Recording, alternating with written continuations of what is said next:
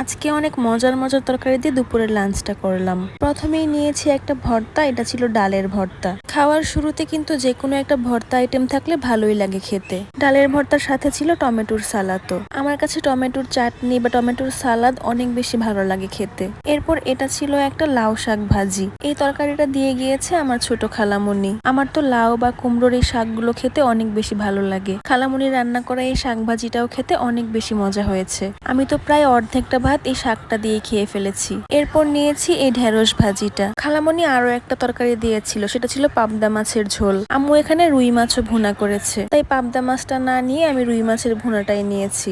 বাসায় আজকে টোটাল প্রায় 6-7 পদের তরকারি ছিল। এতগুলো তরকারি থাকলে কিন্তু বেশি করে ভাতও খাওয়া হয়ে যায়। তবে আমি কিন্তু সবসময় ভাত কম খাই, তরকারি বেশি খাই। আমার তো খালি খালি তরকারি খেতেই অনেক বেশি ভালো লাগে। শেষে একটু ডাল নিয়ে সবগুলো তরকারি একসঙ্গে মেখে তারপর খেয়েছি। এভাবে সব একসঙ্গে মেখে খেতে তো আমার কাছে বেশ মজাই লাগে। মজা করে ভাত খাওয়া শেষে তারপর অল্প একটু চা খেয়েছি।